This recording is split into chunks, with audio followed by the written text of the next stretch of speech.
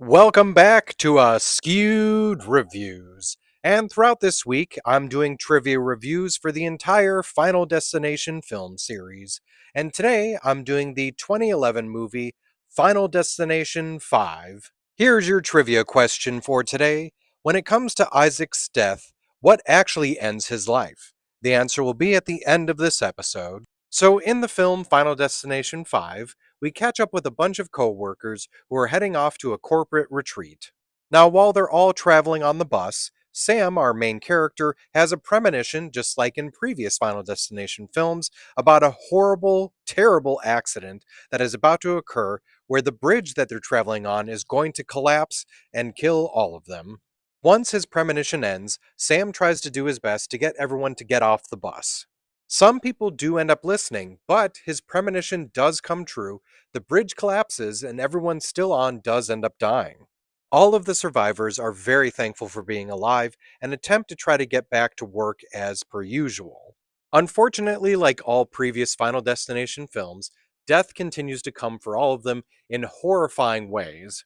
Maybe this time around, our survivors will actually figure out some way of escaping death. This movie was directed by Stephen Qualley.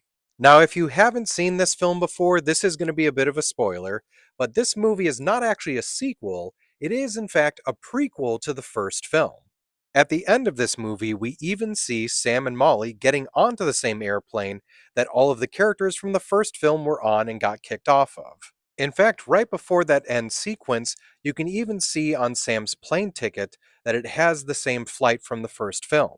Something else that also alludes to this being a prequel is when Isaac steals the coupon from his coworker, the expiration date on it is from June 30th of 2001, revealing this being around the same time frame as the first movie. There are also a lot of nods to the other films. For instance, in The Office, you can actually see a toy of an airplane and a race car.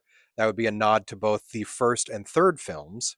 Olivia has a picture on her desk of the Devil's Flight coaster from the third movie. Another reference that appears in all but the first film is Heist Pale Ale, which is the beer that Nathan is carrying into the office. At one point, we do see a logging truck, which of course is a reference to the second film. Did you ever happen to notice that Sam works at Le Café Miro 81? This restaurant also appears in Paris at the end of the first film.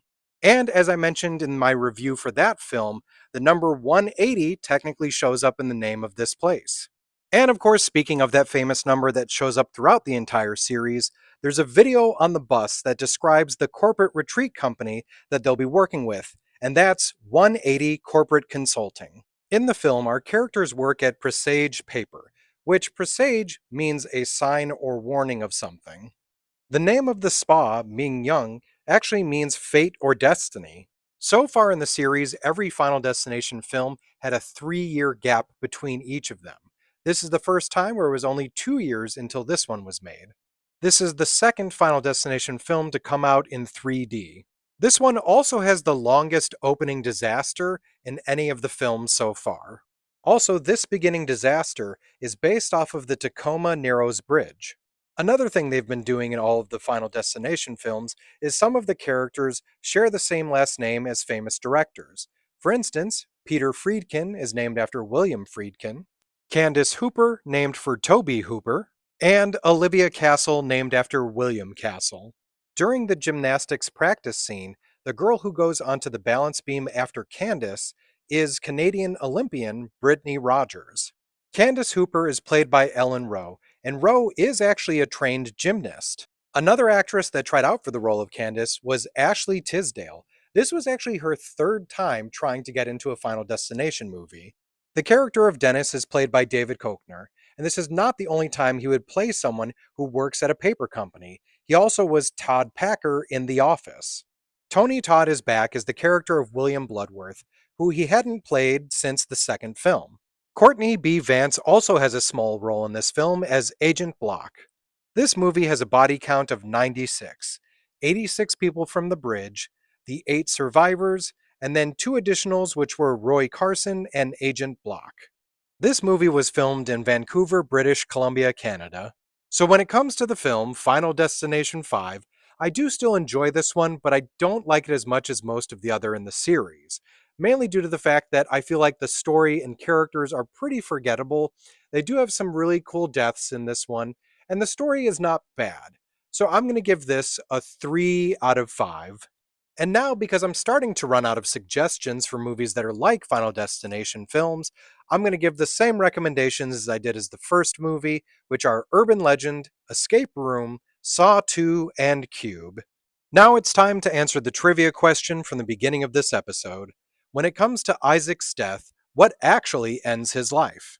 Now, it very easily could have been the acupuncture needles or the fire, but what actually takes him out is a Buddha statue that crushes his head.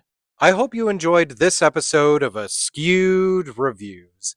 Go back and take a look at all of the other trivia reviews I did for all of the other Final Destination films if you haven't done so already, and keep an eye out as I'm going to do a regular review for the new Final Destination Bloodlines that just came out.